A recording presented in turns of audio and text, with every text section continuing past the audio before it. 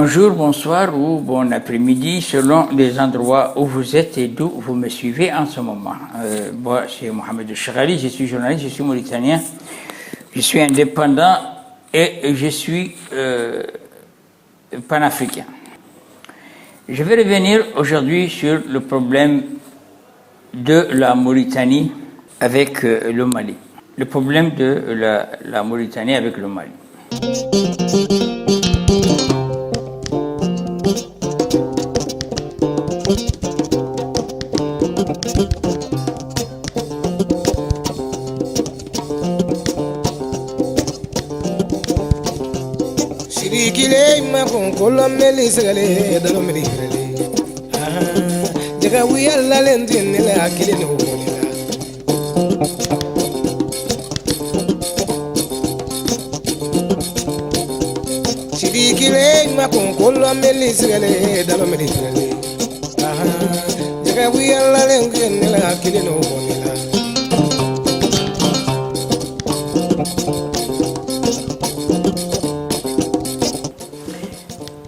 Je l'ai déjà dit à plusieurs reprises, dans la logique, il ne doit pas avoir de problème entre la Mauritanie et le Mali, parce que les deux pays sont pratiquement les mêmes. Et ils ont des relations diplomatiques, des relations économiques et des relations sécuritaires. La Mauritanie est comme le Sénégal, comme le Burkina Faso et comme le Niger est l'un des pays frontaliers du Mali. Et le Mali, je l'ai toujours dit et je ne cesserai pas de le répéter, est un pays qui est en conflit. Mais il est en conflit avec lui-même.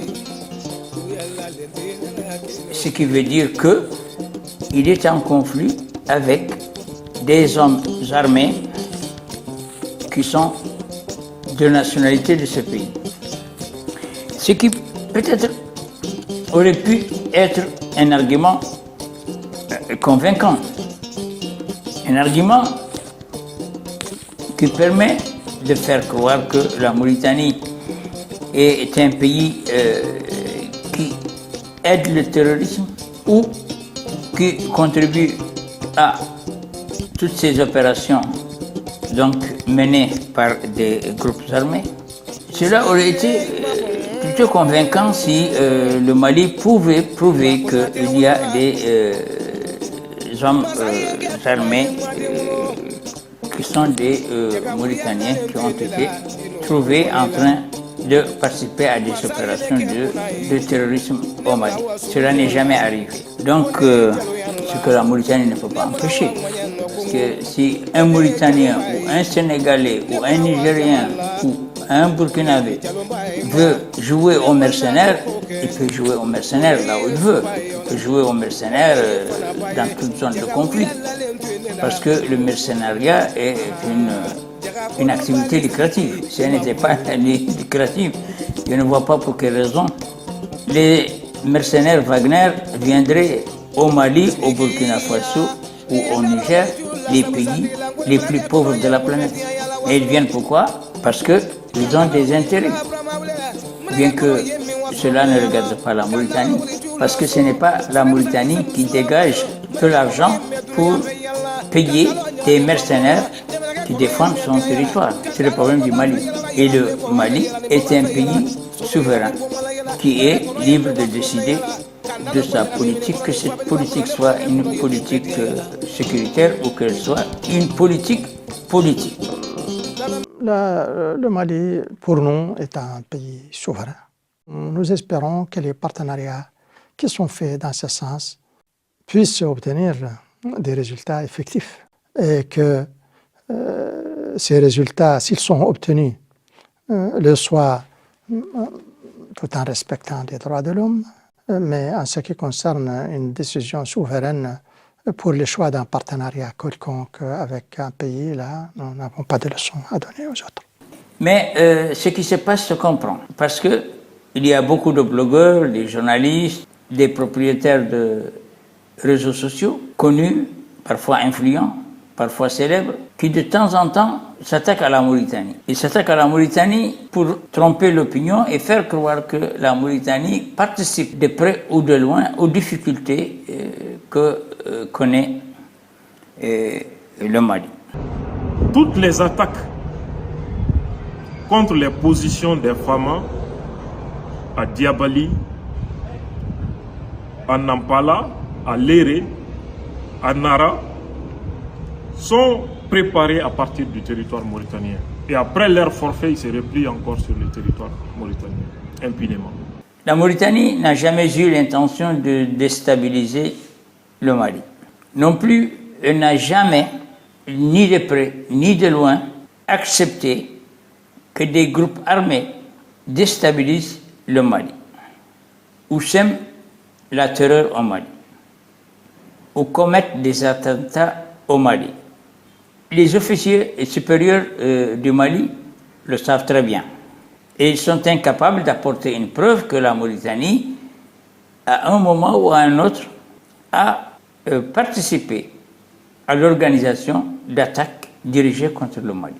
Mais tous les problèmes qui visent actuellement la Mauritanie sont des problèmes conséquences du fait que la Mauritanie n'a pas intégré l'Alliance du Sahel. La Mauritanie aurait pu, de mon avis, intégrer l'AES, l'Alliance des États du Sahel. Elle aurait pu. Rien ne l'empêche parce qu'elle a des intérêts économiques, des intérêts politiques, des intérêts sécuritaires avec le Mali, mais avec les autres pays, des intérêts économiques et des intérêts diplomatiques. Elle aurait pu donc intégrer l'AES. Si l'AES était une organisation sous-régionale africaine, dans le sens de pays qui ont des intérêts communs et qui essaient, dans une organisation politique, d'atteindre un certain nombre d'objectifs. Mais l'AES, c'est quoi? L'AES a été créée pour permettre au groupe paramilitaire Wagner de se déployer dans les pays du Sahel. Donc, qu'est-ce que cela veut dire? Cela veut dire pour le Mali, pour le Niger et pour le Burkina Faso, que ces pays ont fait venir des mercenaires pour se battre à leur place. Et pourquoi ces mercenaires se battent à leur place?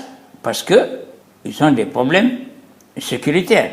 Et pourquoi ils ont des problèmes sécuritaires? Parce qu'ils sont en conflit avec eux-mêmes.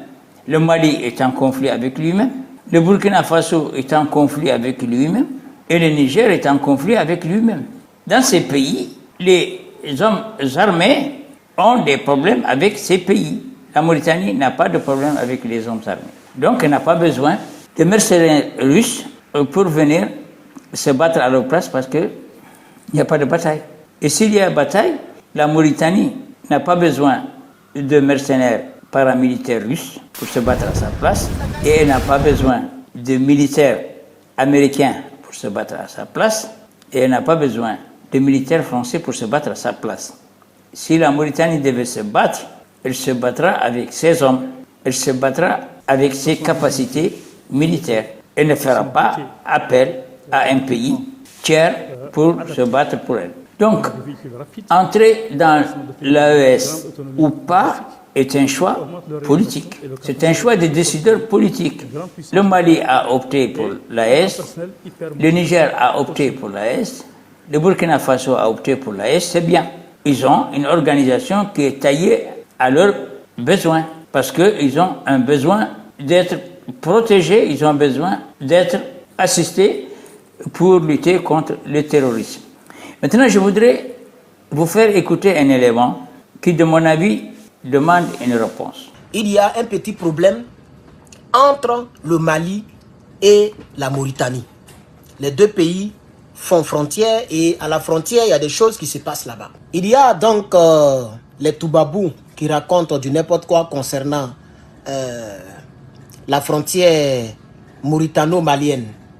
Ce que vous devez comprendre, c'est que nous, à l'AES, on n'est pas là pour s'amuser. Ce qui s'est passé potentiellement en Mauritanie, là, ça risque de se passer un peu dans les autres, et puis rien ne prouve que c'est vrai. Mais on va prendre l'information comme si c'est vrai.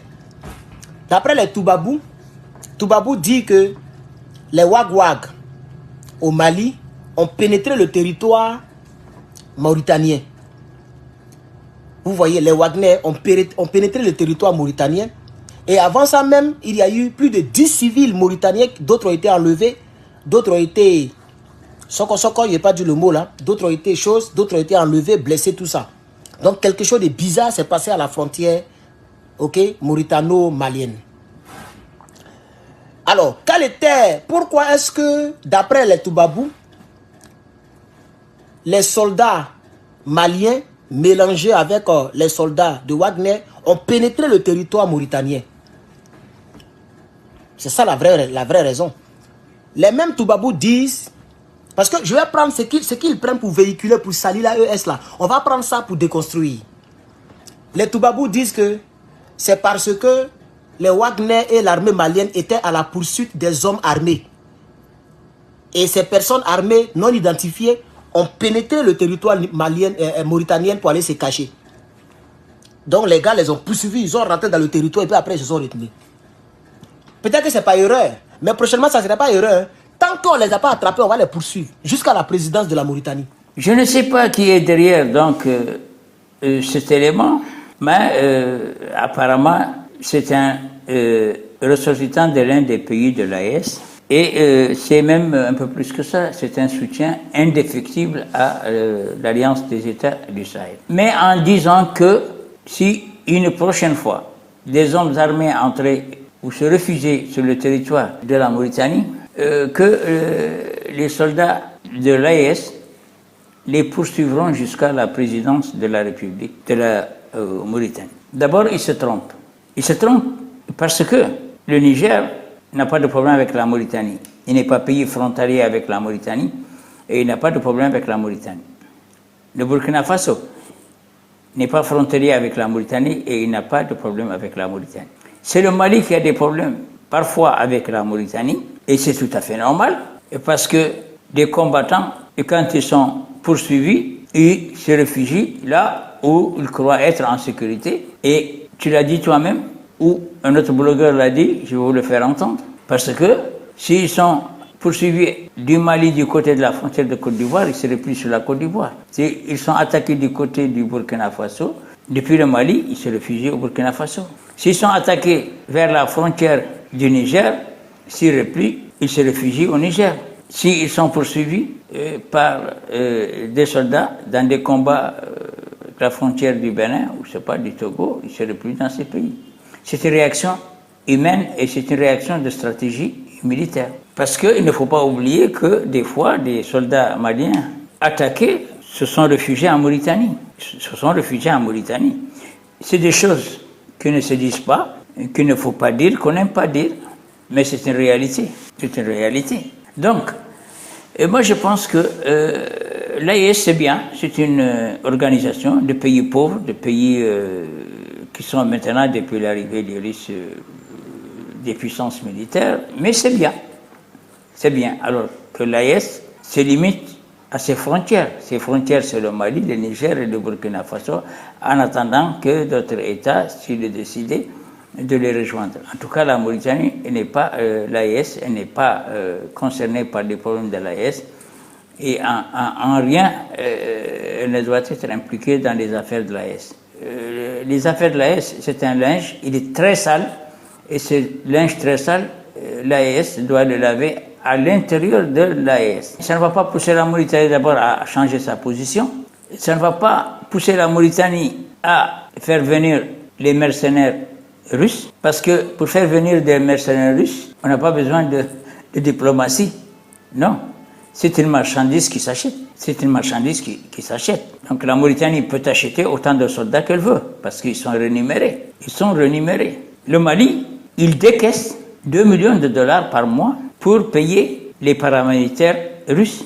Imaginez-vous, ces 2 millions de dollars, combien ce montant peut recruter comme soldats qui étaient soulevés contre l'armée malienne et qui peuvent épauler l'armée malienne pour maintenir la sécurité dans leur pays. Je n'ai pas besoin d'aller dans les calculs, mais je vous l'ai dit. Quoi qu'il en soit, ce que je voulais dire, c'est qu'il y a maintenant, sur le continent africain, beaucoup de blogueurs qui ont des sites et qui sont incités pour apporter des informations, diffuser des informations ou répandre des informations qui ne correspondent pas à la réalité. Moi, je crois que les gouvernements du Mali, du Niger et du Burkina Faso doivent appeler à l'ordre leurs ressortissants, leurs sympathisants et leurs griots de leurs forces armées pour leur dire que la Mauritanie est en dehors du problème du terrorisme dans les États de l'AES et qu'on laisse la Mauritanie tranquille. Aujourd'hui, c'est vendredi 19 avril 2024. L'armée malienne vient de mater plusieurs terroristes à la frontière entre le Mali et la Mauritanie. Ça fait 3 jours que l'armée malienne est en train de faire des opérations aéroterrestres à la frontière entre le Mali et la Mauritanie. L'armée malienne a écrasé beaucoup de terroristes, comme des mouches. Moi, je pense que c'est ce qui doit être fait. Et les blogueurs, les activistes sur les réseaux sociaux doivent essayer de faire venir cette presse incitée et entretenue par des gens qui de temps en temps, je crois, prennent leur vodka, de revenir à des sentiments meilleurs et de laisser tranquille la Mauritanie. Parce que la Mauritanie n'a pas peur du Mali. Elle n'a pas de frontière avec le Burkina Faso, elle n'a pas de frontière avec le Niger et elle n'a pas peur du Mali. Elle n'a pas peur du Mali. La Mauritanie ne fera pas la guerre au Mali parce que d'abord, le Mali est un pays politiquement en perdition parce que le président de la transition est un homme qui commence maintenant de plus en plus à être décrié et dont la rallonge des mandats risque de se terminer malheureusement par une fin tragique. Parce que les Maliens, de plus en plus, maintenant, commencent à hausser le ton. Et c'est vraiment regrettable. La Mauritanie n'aime pas ça pour le Mali.